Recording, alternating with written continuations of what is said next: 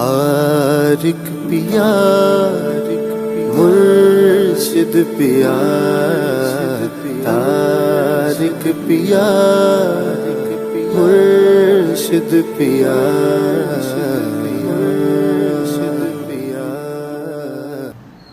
आज हम इल्मुल अदद के हवाले से निश्चित कर लेते हैं ताकि लोगों को इल्मुल अदद के बारे में भी पता चल जाए कि इल्मुल अदद है क्या, बेसिकली हमने क्यों शुरू किया है ये।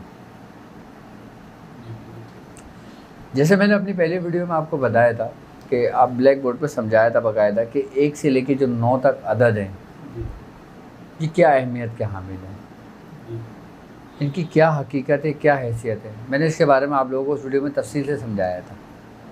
यहाँ तक कि मैंने फिर उन जो अदद थे ना उनके हुर्फ भी मैंने आपको बताया था कि किस हुर्फ का ताल्लुक़ किन अदद से है। मैंने समझाया था ना, आतशी, बादी, आबी और खाकी।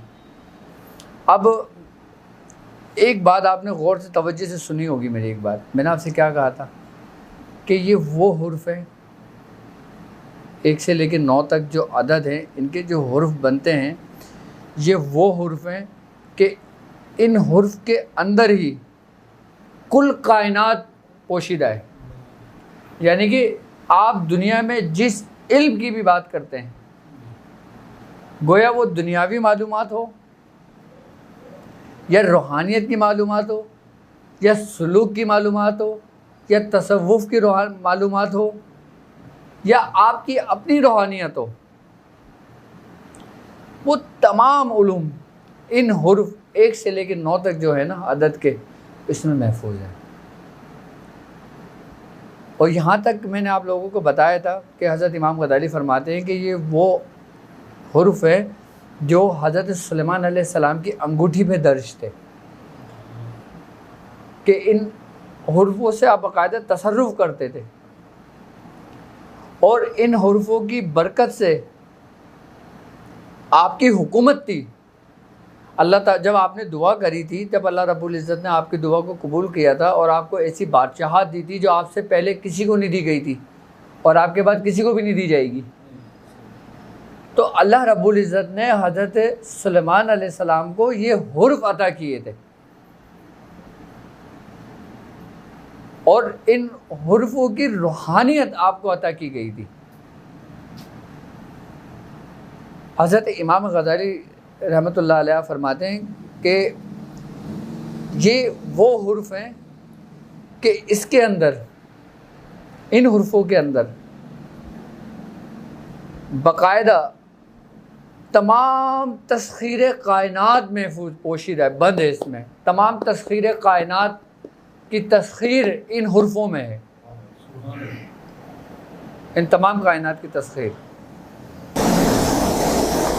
इस कायनात में जो कुछ भी आता है ना उसकी तस्वीर सिर्फ इन ही हुर्फों में है और इन हुर्फों की तसर्रुफ से ही वो वजूद में आती हैं। मतलब ये है कि अगर किसी वली को कोई विलायत का मनसब दिया जाता है या कोई ओहदा दिया जाता है तो वो इसी हुर्फों के मातेहत होता है। इन्हीं हुर्फों की रूहानियत उसको दी जाती है, वो उसी से ही तसर्रुफ करता है। अब 1 से लेके 9 तक जो ये अदद हैं, जिन हुर्फों के मातेहत ये 1 से लेके 9 तक अदद हैं, जिसको हम इल्मुल अदाद कहते हैं, जो हमने एक सिलसिला शुरू किया है जिससे हम नक्श बनाते हैं, नक्श बनाएंगे और उसके नक्श के तरीके समझाएंगे। जिस तरीके से लोगों ने मुझसे सवालात किए कि हम नक्श की तरतीब कैसे समझेंगे कि कौन सा खाना आतिशी है, कौन सा खाने में हमने 1 लिखना है, कौन से खाने में 2 लिखना है, कौन से खाने में 3 लिखना है। मैं वो भी समझाता हूँ आपको, उसकी तरतीब भी समझाता हूँ आपको कि उसकी तरतीब कैसे हम बनाते हैं, हम उसकी तरतीब कैसे समझेंगे। पहले ये समझ लें कि ये जो 1 से लेकर 9 तक जो ये हुर्फ हैं कौन से हैं, यानी कि अलिफ का 1, बा, जीम, दाल, ये जो हुर्फ है ना ये 1 से लेकर 9 तक बन रहे हैं पूरे।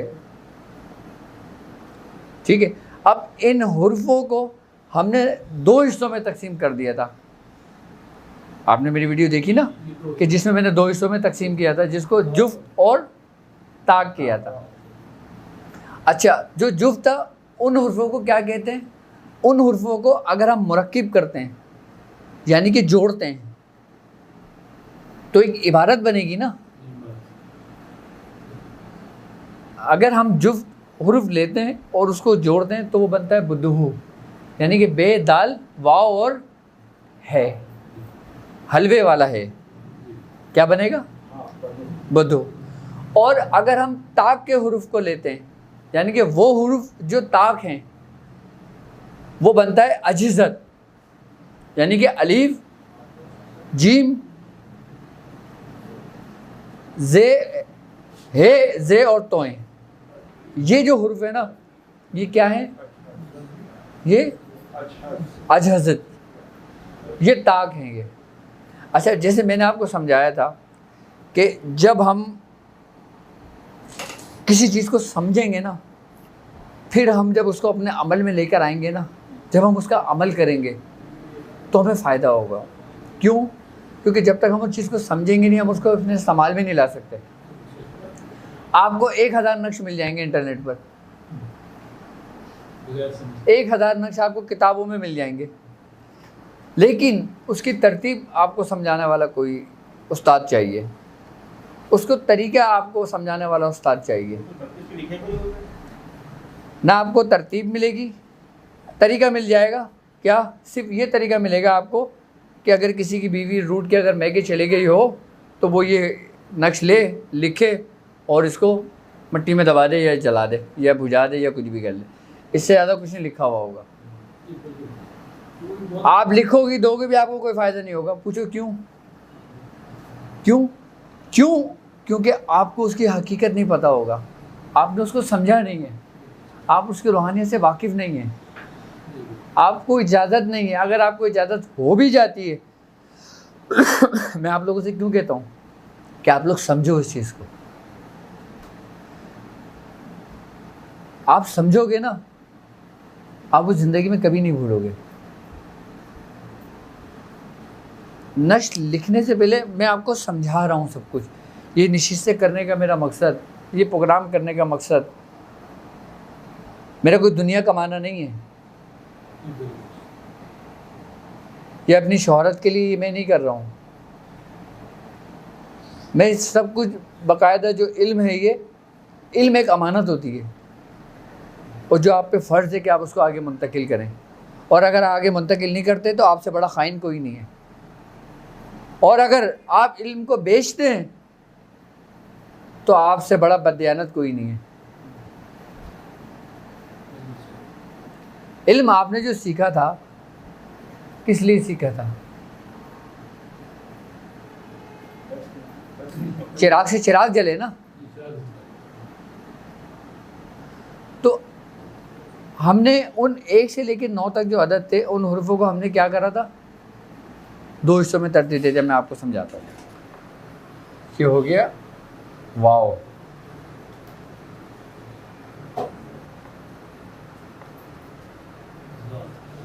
ज़ाल, ये हो गया है हलवे वाला, और ये हो गया तोएं।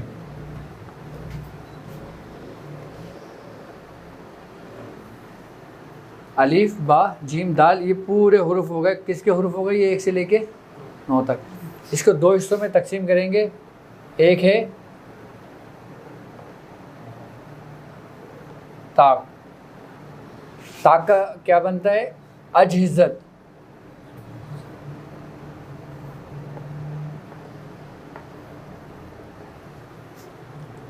ताक का मुरक्कब क्या है? हमने इन हुर्फों को जोड़ा, क्या बना? अजहिज़त। और जुफ्त को हमने जोड़ा, जुफ्त को हमने मुरक्किब किया, उसको तरतीब दी, इसका बना बे दाल वाव और हलवे वाला है। मेरी राइटिंग इतनी अच्छी नहीं है लेकिन समझ में आ रहा होगा, उम्मीद है। ठीक है ना? ये समझाने के लिए ताक, ये 9 हुर्फ हैं। क्या यही 9 हरूफ हैं जिसको हमने 2 हिस्सों में तकसीम किया था। एक हिस्सा हमारा आ गया बुद्धू का जो जुफ्त है, और अजिज़त जो आ गया ये आ गया ताक। अब इस चीज़ को आपने समझना है कि कौन से हुरूफ ताक हैं और कौन से हुरूफ आपके जुफ्त हैं। अच्छा, अब ये 1 से लेके 9 तक ही जो अदद हैं यही हम नक्श में लिखते हैं। अब नक्श बनाने के लिए मैंने आपको पहले समझाई थी एक बार कि नक्श 4 किस्म के होते हैं, क्योंकि अब जो हम नक्श बनाएंगे ना, ये हुर्फ़ अबजद की जो 28 हुर्फ़ है ना, ये बेसिकली अलामतें हैं। सारा इल्म इन्हीं हुर्फ़ों में है। अच्छा, अगर आप इसको अलामत नहीं बल्कि तजल्लियात इलाही कहो तो वो ज़्यादा बेहतर है। क्यों? क्योंकि ये वो तरतीब है जो किसी इंसान ने नहीं दी, ये तुम्हारे रब की तरतीब है। इसलिए इसको हम कहेंगे ये क्या हैं? तजल्लियात हैं। ये वो तजल्ली हैं जिसके अंदर अपने अंदर नूर इन लोगों में जब्स हुआ हुआ है। सब कुछ इन्हीं हुर्फ़ों के अंदर क्यों महफूज है? क्योंकि ये रब का पैगाम है। जैसे मैंने आपसे कहा था ना कि सरकार दो आलम सल्लल्लाहु अलैहि वसल्लम ने फरमाया था कि अल्लाह तबारक तआला ने कुरान 7 हुर्फ़ों पे नाजिल किया। वो 7 हुर्फ़ क्या थे? मैंने अपनी पिछली वीडियो में आपको बताया था। वो 7 हुर्फ़ क्या हैं? वो 7 हुर्फ़ वही हैं कि जिनको 28 जो हुर्फ़ अबजद हैं, जिसको हम कमरी कहते हैं, अदद कमरी में जो हम शुमार करते हैं, उसको हमने 4 हिस्सों में तकसीम किया था, यानी कि आतिशी, बादी, आबी और खाकी। अच्छा, हर आतिश में 7 हुर्फ़ हैं, बादी में 7 हुर्फ़ हैं, खाकी में 7 हुर्फ़ हैं और आबी में 7 हुर्फ़ हैं। यानी कि 4 अनासिर के अंदर ये 7-7 हुर्फ़ इसकी रूहानियत महफूज पोशीदा है।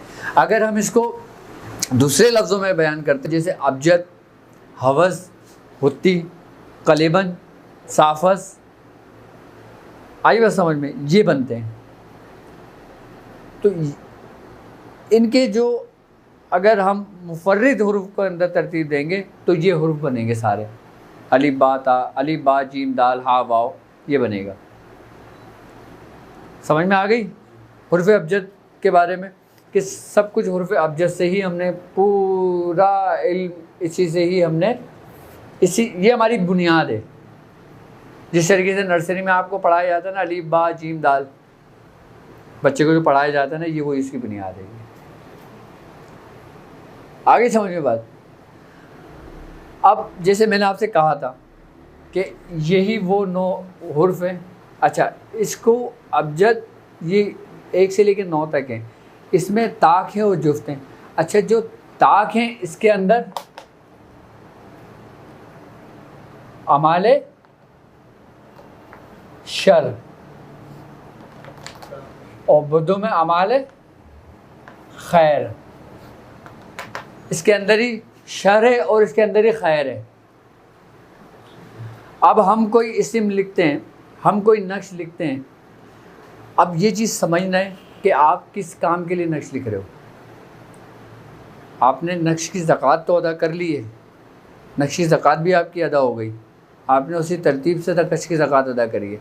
अब नक्श की ज़कात अदा करने के बाद अब असल जो चीज़ होती है ना, वो उसके होते हैं इस्तेमाल के तरीके।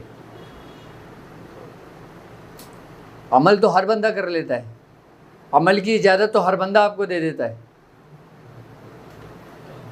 अमलियात की इजाज़त है तो हर कोई दे देगा आपको, अमलियात की इजाज़त आपको ढेर सारी किताबों में भी मिल जाएंगी, लेकिन असल चीज़ होता है अमल करने के बाद उसको इस्तेमाल करने के तरीके। हम तरीक़ेकार समझा रहे हैं आपको। अमल तो आप कर ही रहे हो ना, आपको इजाज़त है ना, और बड़ी मुस्तनद इजाज़त हैं और सनद के साथ इजाज़त है अल्हम्दुलिल्लाह हमारे ख़ानदान में, हमारे सलासिल में। और वो इजाज़तें हैं जो कामिल बिल्कुल मुकम्मल इजाज़तें हैं। हम जिस अमल की ज़कात का तरीक़ेकार समझाएंगे, जिस अमल का सबक दूंगा मैं, उसकी बाकायदा आपको सनद दूंगा। और आपको ये बताऊंगा कि हमारे ख़ानदान के अंदर, हमारे किस सिलसिले के अंदर किस बुज़ुर्ग ने इस नक्शे पर रियाजत की है और किस बुज़ुर्ग ने अपनी सारी ज़िंदगी इसी नक्श पे लगा दी।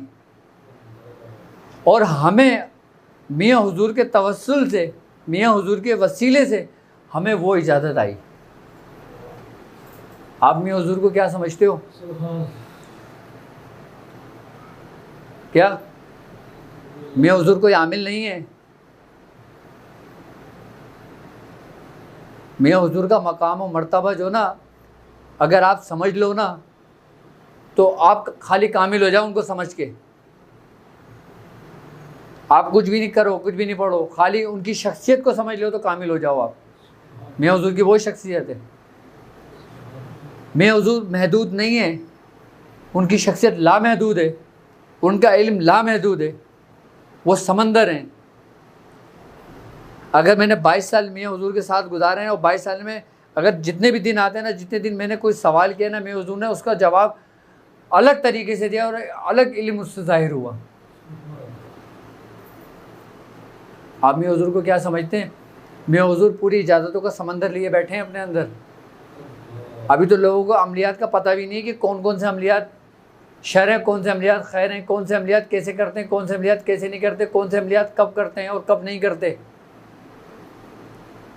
लेकिन इजाज़त हर कोई देता है, इजाज़त लो, सब लोग इजाज़त है।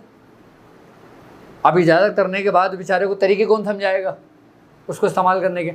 अब आप 40 दिन, 1 महीने, 2 महीने मेहनत करोगे, रियाजत करोगे, 3-4 घंटे पढ़ाइयाँ करोगे, पढ़ने के बाद आपको उसका सिला भी तो मिलना चाहिए। अब वो सिला किस सूरत में मिलेगा आपको? कि जब आपको उसके तरीके बताए जाएंगे। जब इंसान कोई रियाजत करता है ना, मेहनत करता है, तो वो उसका अजर और सिला चाहता है। क्योंकि इंसान है ना, फितरत इंसान की ख्वाहिश है कि मैं कोई काम कर रहा हूँ तो मैं उसमें कामयाब हूँ। कामयाबी के लिए जो ना फिर तरीके होना ज़रूरी है। अब इसकी मिसाल ऐसे, जैसे मैंने आपको तलवार दे दी है, अब आपको तलवार चलाना नहीं आती। अब मैं आपसे कह रहा हूँ कि भाई अपनी मर्ज़ी से तलवार चलाओ। अब अपनी मर्ज़ी से तुम तलवार चलाओगे तो तुम सबसे पहले तो अपने आप को ज़ख्मी करोगे। ऐसे ही है ना? उसका कोई होगा ही नहीं तो बेचारा क्या करेगा? तो तुम अपने हाथों में तलवार पकड़ ले हो और वो भी नंगी तलवार, और जब तुम चला रहे हो उसको तो सबसे पहले ज़ख्मी कौन होगा? तुम खुद होगे, सामने वाला तुम्हारे करीब भी नहीं आएगा। जी, अगर एक उस्ताद आपके हाथ में तलवार देता है और पहले ख़ुद प्रैक्टिस करके अपने हाथ से उसका हाथ मिला के उसको चलाना सिखाता है, फिर उसको सब ट्रिक देता है कि तुम ऐसे करोगे तो ये होगा, ऐसे करोगे तो ये होगा, यूँ करोगे तो यूँ होगा, फिर आप उसी चीज़ पे प्रैक्टिस कर रहे होते हो जो उसने बताया होता है तुम्हें। यानी कि उस्ताद ने बता दिया तुमने राइट से लेफ़्ट आना है, लेफ़्ट से राइट आना है, अभी तुम इस पर प्रैक्टिस करो। जब वो उस पर प्रैक्टिस करना शुरू करेगा ना तो उसको नुकसान नहीं पहुंचेगा, लेकिन वो आहिस्ता आहिस्ता सीखना शुरू हो जाएगा। फिर उस्ताद उसको बोलेगा अब तुम नीचे से लेकर आओ ऊपर की तरफ, अब तुम लेफ्ट नीचे से ऊपर की तरफ लेकर आओ, तो वो उसको तरीक़ेकार सिखा रहा होता है। जब उसको एक वक्त सिखाते हुए हो जाता है ना तो फिर वो मास्टर बनता है। क्या बनता है? फिर वो ऐसी तलवार चलाता है, फिर उसको ज़र्रा बराबर भी खराश नहीं आती। तो अमलियात से ज़्यादा उसके तरीक़ों पे तवज्जो दो। ये जो तरीके मैं तुम लोगों को समझा रहा हूँ ना, ये किताबों में नहीं मिलेंगे आपको। ये वो तरीके हैं जो मियाँ हुजूर ने तालीम कर फरमाए थे। आई बस समझ। चलो अब हम अपनी तरफ आ जाते हैं, हम लोग कहीं और निकल गए। तो ये ताक जो होता है ना, जैसे मैंने बताया था कि अब मिसाल के तौर पे अगर आपने किसी को सज़ा देनी है, किसी दुश्मन को सज़ा देनी है, कोई शख्स आपको बिला वजह तंग कर रहा है, आप हक पर हो, वो ना हक पर है,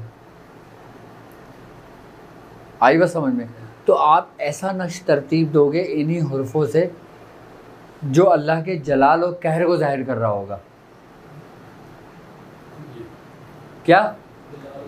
अल्लाह के जलाल को और उसके कहर को ज़ाहिर कर रहा होगा। आई बात समझ में? तो हम वो नक्श बनाएंगे जो हम ताक हुर्फों से लेंगे। आप क्या समझते हो कि नक्श 1 से लेकर 9 तक अदद यही बनाए जाते हैं बस? ये एक समंदर है। अगर मैं खाली आपको ताक अदद से, इन्हीं हुर्फों से अगर मैं तुम्हें नक्श बनाना बताऊँ ना, तो मैं 1000 तरीके से नक्श अभी इस वक्त बना सकता हूँ और आपको समझा सकता हूँ। सिर्फ ताक इन हुर्फों से, खाली इन हुर्फों की तरतीब से समझा के आपको। ये चीज़ आप समझोगे ना, आप खुद तरतीब दोगे। हर तरीके में मतलब वो अदद की चेंजिंग हो जाती है। अदद की चेंजिंग की तरतीब है। तरतीब। अब आपको एक मैंने कुलिया दे दिया, क्या कुलिया दे दिया? क्या अब कुलिया क्या है कि जैसे plus plus plus, plus minus minus, minus plus minus, ये कुलिया है एक, जो आप सब ने पढ़ा होगा, लेकिन ये समझ में किसी के भी नहीं आया होगा कि ये कुलिया क्या है। तुम्हारे भी समझ में नहीं आया होगा, तुमने मास्टर कर लिया। आई बात समझ में? इसी तरीके से मैं जो कुलिया दे रहा हूँ ना आपको, मैं उस कुलिया को खोल रहा हूँ, उसकी गिराएँ खोल रहा हूँ ताकि आप समझें। आपने कोई ऐसा नक्श लिखना हो जो किसी को सज़ा देनी हो, तो आप कोशिश करेंगे ताक हुरूफ लेंगे, और ताक हुरूफ के साथ आपने ताक तारीखों में वो नक्श लिखना होगा। यानी कि 1, 3, 5, 7 ये तारीखें जो होंगी ना, जिसके अदद ताक बनते होंगे, आपने उसमें नक्श लिखना होगा वो। उसके बाद आपने ये नक्श फिर दिन में लिखना होगा, सूरज में, और ताक घंटों में लिखना होगा, ताक सातों में लिखना होगा। यानी कि जैसे 1 बज रहा हो, 3 बज रहा हो, 9 बज रहा हो सुबह का, आपने उन्हीं सातों में वो नक्श लिखना होगा। अच्छा, उसके बाद फिर आपने अपनी सिम का तयन भी करना होगा कि आपने सिम किस तरफ रखने, अपना रुख नक्श लिखने के अलावा। अगर आप आतिशी नक्श लिख रहे हो तो आपने, अगर आप चाहते हो कि उसमें तासीर पैदा हो, तो आप उसको दिन के वक्त लिखेंगे और ताक भी लिखेंगे। अगर मैं सिर्फ एक वो तरीका समझा रहा हूँ जो ताक का तरीक़ेकार है। अच्छा, इसके अंदर हर वो अमलियात आ जाते हैं जो हम किसी को कहर के ज़मरे में लेकर आते हैं। अच्छा, यही वो तरीक़ेकार हैं जो मैं समझा रहा हूँ आपको कि इस तरीके से अगर आप एक नक्श भी लिखोगे ना, वो कमाल को पहुँचाएगा कि इस तरतीब और इस तरीके से आप नक्श लिखोगे। अच्छा, अभी आपने लिखना नहीं है, ओ भाई अल्लाह के वास्ते लिखने मत बैठ जाना। हाँ, अभी मैं इजाज़त नहीं दे रहा, अभी लिखना नहीं है, अभी समझाना है आपको खाली। हाँ, अभी खाली मैं इस तरीके समझा रहा हूँ। जब हम ज़कात अदा करेंगे ना, उसके बाद लिखना। हाँ, नहीं, आप मेरे लेक्चर लिखते हो ना, तो आप उसमें लिख लो ताकि आपकी याद दहानी के लिए रहे। और माशाल्लाह मेरे लेक्चर तकरीबन 6-7 ज़बानों में लोग लिख रहे हैं, जिसमें हिंदी, इंग्लिश, बंगला, मद्रासी, बंगाली, ये सब इन ज़बानों में लोग मेरे लेक्चर लिख रहे हैं बाकायदा, सिर्फ समझने के लिए। अरबी। तो आप अपने लेक्चर में ज़रूर लिखें, लेकिन किसी के लिए ना लिखें, अभी पहले समझ लें इस चीज़ को। सही है? तो हमने उन 7 का भी तयन करना है, हमने अपनी सिमत का भी तयन करना है, उसके बाद हम वो नक्श लिखना है। अब आ जाते हैं हम जुफ्त की तरफ। अब जुफ्त का जो नक्श होता है ना, वो हम खैर के लिए लिखते हैं, यानी कि अमाल मोहब्बत के लिए लिखते हैं, हुब के लिए लिखते हैं, किसी की भलाई के लिए करते हैं, किसी के कारोबार में तरक्की और रोज़ी रोज़गार के लिए करते हैं। आई बात समझ में? किसी के रोज़ी की अगर बंदिश लगी हुई हो तो उसकी बंदिश को खोलने के लिए करते हैं, किसी के रिश्ते में बंदिश होती है तो उस रिश्ते की बंदिश ख़त्म करने के लिए लिखते हैं। आई बात समझ में? यानी कि जो अच्छाई के काम हो ना, जिससे अल्लाह तबारक ताला का जमाल ज़ाहिर हो रहा हो, क्या हो रहा हो? जमाल। उससे जमाल तुम्हारे रब का ज़ाहिर हो रहा हो, क्योंकि तजल्लियात इलाही जो होती है ना, ये भी जलाली और जमाली होती हैं। क्योंकि लफ्ज़ कहर जो है वो जमाल के साथ थोड़ी होगा, वो तो जलाल के साथ होगा। अब लफ्ज़ गफ़ार है तो वो जलाल के साथ थोड़ी होगा, वो जमाल के साथ होगा। इसी तरीके से जब हम ये नक्श लिखेंगे तो हुब के लिए, मोहब्बत के लिए, अच्छे काम के लिए, तो हम इसको लिखेंगे कमरी में, यानी कि रात के टाइम लिखेंगे, शब में लिखेंगे। आई बात समझ में? और इसमें हम वो साथ तायुन करेंगे जो जुफ्त के ज़मरे में आएगी, जो उसका टाइम होगा। अच्छा, मैं पहले तरीक़ेकार समझा रहा हूँ, बाद में अमल दूँगा। लोग पहले अमल देते हैं, तरीक़ेकार के लिए धक्के खिलाते हैं। मैं आपको पहले तरीक़ेकार समझा रहा हूँ, फिर आपको अमल दूँगा, ताकि आपकी समझ में तो आए। ये कोई नहीं समझाएगा आपको, आई ना बात समझ में? अब ये जो जुफ्त है ना, ये फिर अच्छा, अब आप आतिशी नक्श लिख रहे हो, ठीक है? आतिशी नक्श लिखने के लिए अच्छा इसके ज़रिए लिखोगे ना, आतिशी बादी आबी व खाकी, वो तो फिर हमने अपने हिसाब से चालें चलनी है कि हम आतिशी चाल चलेंगे, बादी चाल चलेंगे, खाकी चाल चलेंगे। अब अगर हम आतिशी नक्श लिखते हैं, मैंने आपको कहा था कि आतिशी नक्श लिखने के लिए आपने अपना रुख मशरिक़ की जानिब रखना है। आई बात समझ में? अच्छा, कुछ नक्श ऐसे होते हैं जो रात में भी लिखे जाते हैं, जो आतिशी होते हैं। उसके लिए फिर ऐसा किया जाता है कि कोई ख़ास मकसद के लिए लिखे जाते हैं ना, तो हम उसको फिर आग जला के आग के करीब बैठ के वो नक्श लिखते हैं। वो नक्श लिखते रहते हैं, आग में डालते रहते हैं, वो नक्श लिखते रहते हैं, आग में डालते रहते हैं, वो नक्श लिखते रहते हैं, आग में डालते रहते हैं।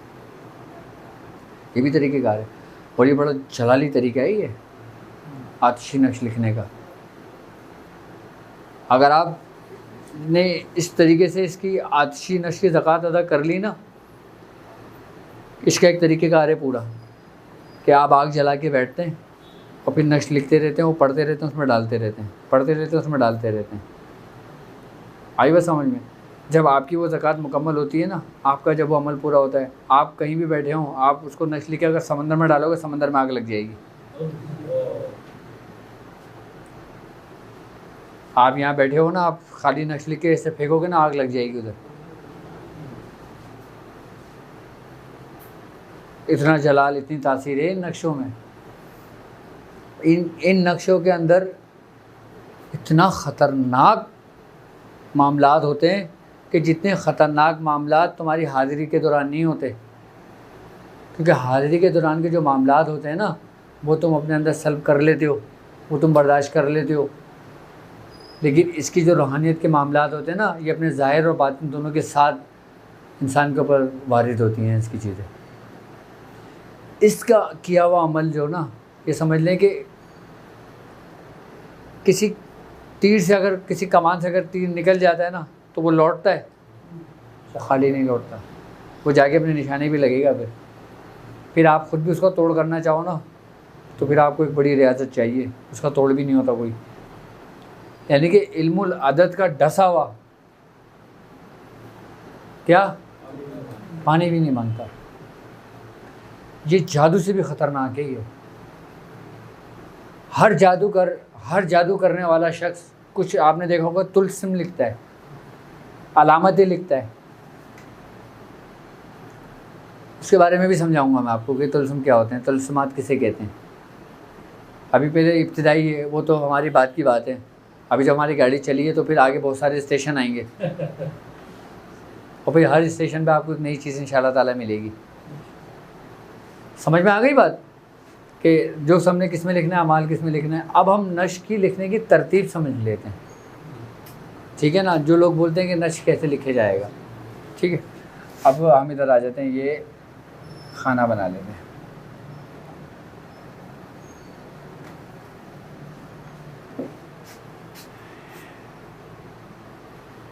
क्या है ये नक्श, और ये इसकी बुनियाद है। अभी मैं नक्श आतिशी आपको समझा देता हूँ, सही है।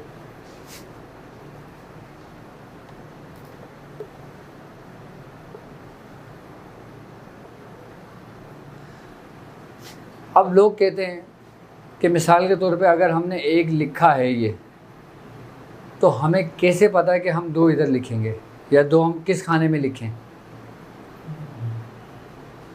बड़ा कमाल का सवाल है ये, ठीक है। इसका जवाब आपको किताबों में नहीं मिलेगा। जवाब जो है देते ही होती है। हाँ, ऐसे ओपन जवाब किसी ने नहीं दिया। नहीं दिया, किसी ने।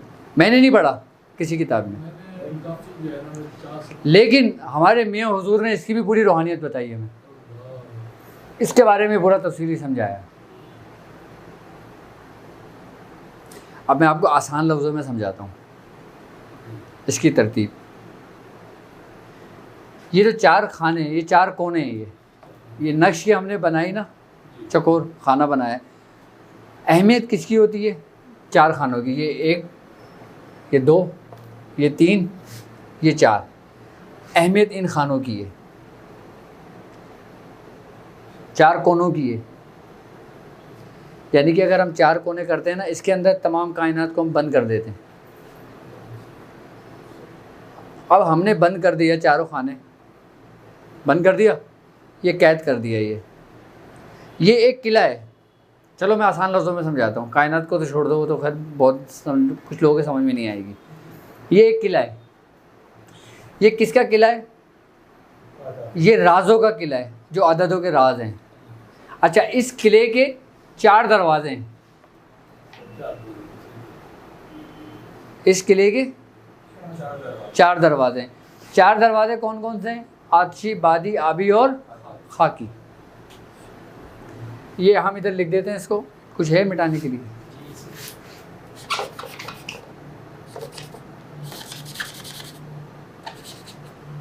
ये इस किले के 4 दरवाजे हैं, यानी एक है आतिशी, एक है बादी, एक है आबी और एक है खाकी।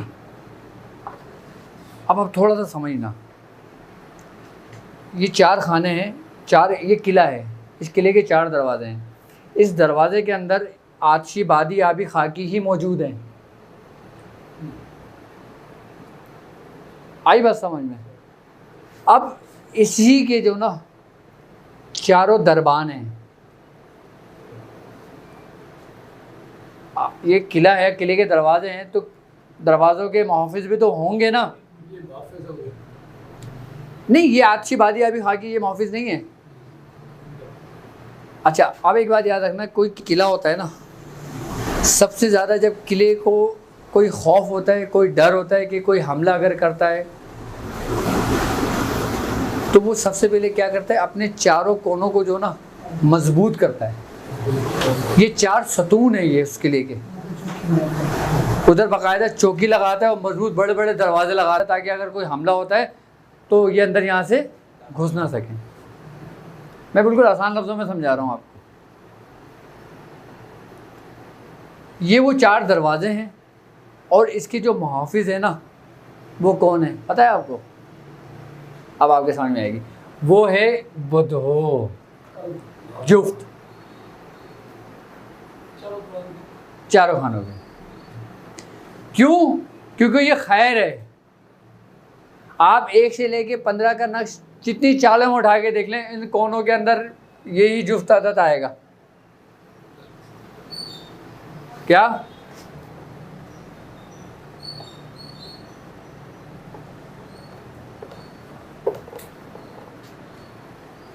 क्या आदत आएंगे? ये जुफ्त है। 2, 4, 6, 8।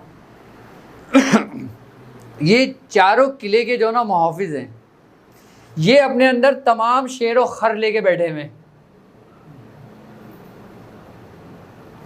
यानी कि इस शर की जो जलालियत है, यानी कि इसके जो मामलात हैं, वो इसके अंदर महफूज किए हुए ये। अब आतिशी नक्श लिखोगे आप, तो ये चारों कोनों में जुफ्त अदद आएगा। आप आबी लिखोगे तो चारों कोनों के अंदर जुफ्त आएगा। खाकी लिखोगे, चारों कोनों के अंदर जुफ्त आएगा। ये क्या है? ये आतिशी चाल है। सिर्फ आपको समझा इसलिए रहा हूँ ताकि आपकी समझ में आ जाए। ये चारों कोने जो ना, ये बेसिकली जो ना, ये खैर के हैं। ये अपने अंदर जो ना तमाम उन चीज़ों को महफूज और पोशीदा रखी हुई है, यानी कि अपने अंदर छुपाया हुआ है इसने, कि जिसके ज़रिए हम जलालियत को ज़ाहिर करते हैं, यानी कि कोई ऐसा काम करते हैं जिससे किसी को नुकसान पहुंचाने का या किसी को करने का। अब हम इन्हीं में है ना, 1 से लेकर 9 तक की अदद है ना।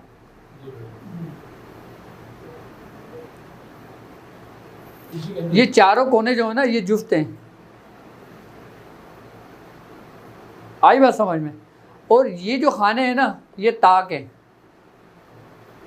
ये खाने जुफ्त हैं जो चारों कोने हैं, और बाकी क्रॉस जो निशान बनता है, यानी कि ये जो जमा का निशान बना हुआ है, ये ताक है। ये ताक है, और ये चारों कोने ये जुफ्त है। 15 के नक्श की बात कर रहा हूँ, अभी हम 15 के नक्श की बात कर रहे हैं। हाँ, क्योंकि नक्श की जो दुनिया है ना, इसमें मुसल्लस तरीके से भी लिखा जाता है, मुरब्बा के उससे भी लिखा जाता है, चकोर भी लिखा जाता है। आई बात समझ में?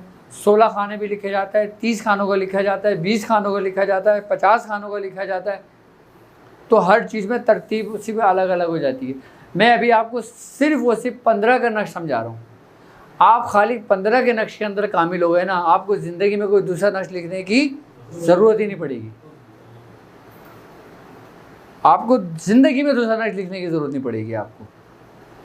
पापा बताते हैं कि मुझे एक ऐसे शख्स से 15 की नक्श की इजाज़त हुई जो आज से 30 साल पहले एक नक्श लिखने के 1100 रुपये लेता था मुझसे, लोगों से, और वो खाली एक ही नक्श लिख के देता था। आज से 30 साल पहले कितने पैसे लेता था वो? 1100 रुपये लेता था, पापा बताते हैं। लेकिन जब वो मियाँ के पास फंसा, यानी कि किसी काम के चक्कर में वो आया, उसका जब मियाँ ने मसला हल करा तो उसने मियाँ को बताया कि मैंने इस नौ की नक्श की बड़ी रियाजत, बड़ी इबादत करी है, इसकी बड़ी मेहनत करी है इस पर, नौ की नक्श। फिर बाकायदा उसने पापा को इजाज़त दी थी इसकी, और कहा था कि मैंने अपनी ज़िंदगी में किसी को इजाज़त नहीं दी, और मैं तुम्हें 15 के नक्श वो तासीर और वो तरीक़ेकार समझा रहा हूँ जो मैंने अपने औलादों को भी नहीं सिखाए, क्योंकि ये बरहे न तलवारें हैं ये। क्योंकि अगर ये किसी नाइल के हाथ लग जाए ना, तो समझ लो कि बहुत बड़ा नुकसान होगा लोगों का।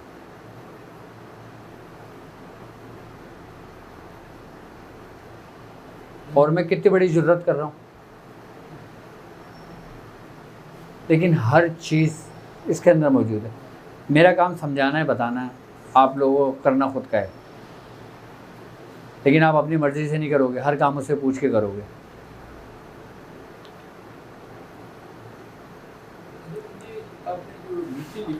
हाँ, क्या ये हम ऊपर भी लिख सकते, मतलब ये इसको ऊपर कर नीचे ऊपर नीचे कर सकते हैं? इसकी हर उसमें चेंजिंग होगी। अच्छा, क्योंकि इसके मतलब अभी मैं पहले ये समझा दूँ ना, लोगों की समझ में नहीं आएगा फिर ये, ठीक है ना? आप ये चाह रहे हो कि हम उसको ऊपर भी लिख सकते हैं, ये कहना चाह रहे हो? नहीं, ये 8 की जगह हम 4 लिख सकते हैं और 8 को 4 की जगह लिख सकते हैं। ज़रूर, क्योंकि बादी और खाकी में सब में अलग अलग तरीके हैं। अगर हम आतिशी नक्श लिखेंगे, ये आतिशी नक्श है, क्या है ये आतिशी नक्श है, जिसके चारों कोने में क्या है। अब हम इस नक्श को मुकम्मल कर देते हैं। इसको पहले मैं मुकम्मल कर देता हूँ, यानी कि 1 2 3 4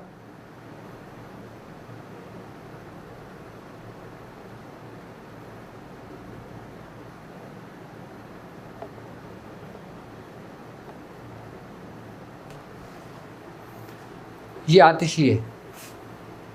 अब समझ में आ गई? वही नक्श बन गया। चारों कोनों में क्या आया? जुफ्त, जो मैंने पहले लिख के समझाया आपको। बाद में इस नक्श को मुकम्मल किया, ये क्या आया? क्रॉस में ताक, ताक आपका क्रॉस में आ गया, जुफ्त आपका कोनों में आ गया। ये आतिशी है, ये आतिशी नक्श है।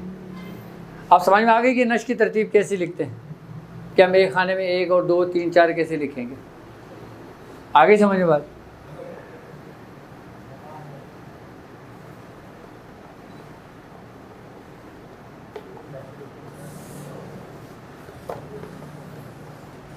अब हम लिख लेंगे खाकी, लिखते हैं हम जी।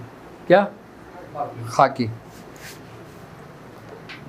2 4 6 और 8 आ गए भाई, वहीं आ गए जहाँ से चले थे। वो कौन सा नक्श था? वो आतिशी था, और ये है खाकी। वो आतिशी था, ये खाकी है। अब खाकी के जो 4 कोने हैं क्या हैं? वो 4 कोने क्या हैं? जुफ्त। 2 4 6 8। अच्छा, आतिशी में हमने 2 की चाल ये लिखी थी, 4 की चाल ये लिखी थी, 6 की चाल ये लिखी थी, 8 की चाल ये लिखी थी आतिशी में। खाकी में हमने क्या करा है कि 2 की चाल ये रही, 4 की चाल ये, 6 ये, 8 ये 15 के नश की खाकी है। ये वही आ गया जुफ्त। फिर वही तरीक़ेकार आ गया जो मैंने समझाया कि अपने आप को उसने बंद किया हुआ है। हमने अब इसको खोलना है, इसकी गिराएँ खोलनी है। अब हम इस नश को मुकम्मल कर लें, क्योंकि ये मैं समझता हूँ आतिशी में जो समझाया था वही सब कुछ है। सिर्फ चाल आपको समझाने के लिए मैंने करा है। 2 4 6 8 ये चारों कोने आपके जुफ्त आ गए जुफ्त। अब हम इस नश को मुकम्मल कर लेते हैं, ठीक है।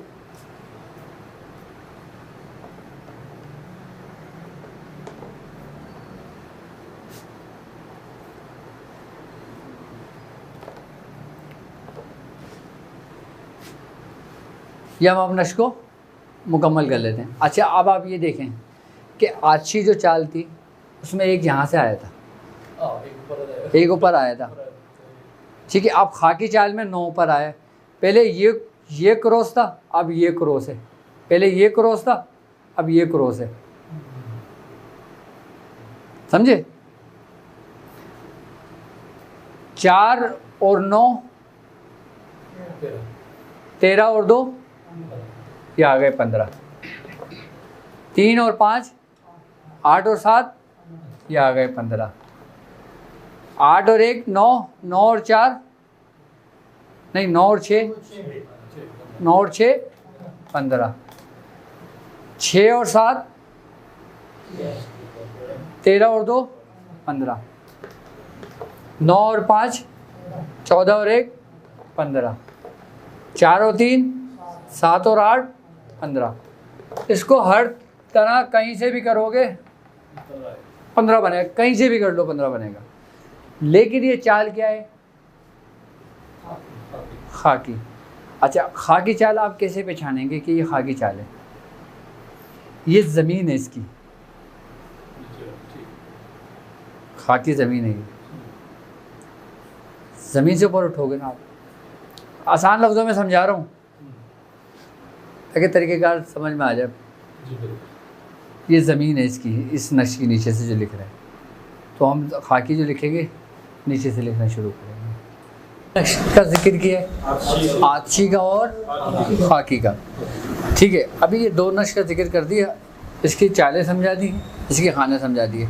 अच्छा, इसी तरीके से ये 2 4 6 8 जो कोने हैं ना, ये जुफ्त के हैं। ये बादी में भी आएंगे और आबी में भी आएंगे, आतिशी में भी आएंगे और खाकी में भी आएंगे। आप कैलकुलेशन कर लेना अपने पास जाके, सही है। अब हम नेक्स्ट निशिस में क्या समझाएंगे? अब हम नेक्स्ट निशिस में ये करेंगे कि खाकी और आबी के बारे में बताएंगे, ठीक है।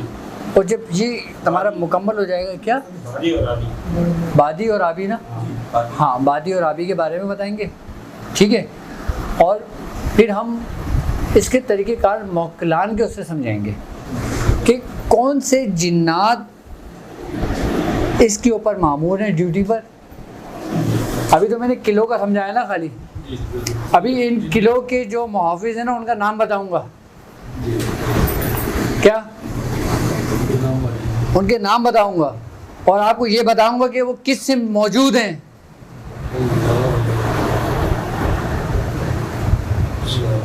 जी, ये खाली ब्लैक बोर्ड की ये कापी की हद तक नहीं है, ये एक राज की दुनिया है। इसकी जो दरबान है वो आज भी मौजूद है। वो किस किस सिम अपना तसर्रुफ लिए बैठे हैं, उनके क्या नाम है वो आपको बताऊंगा, और उनकी क्या ड्यूटी है वो आपको बताऊंगा, और इन तमाम मामलात में हज़रत खिज़र अलैहिस्सलाम का क्या कैरेक्टर है, क्या किरदार है वो आपको बताऊंगा।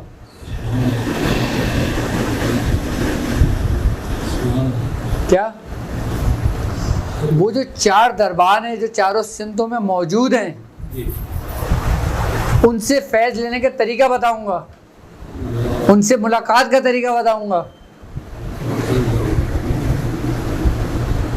अब ये नक्श ही नहीं है कि किसी की बीवी रुक गई तो उसको बुलाने के लिए आप लिख के दे रहे हैं, बस ये मकसद नहीं है हमारा समझाने का, आपको सिखाने का, ये हरगिज़ नहीं है।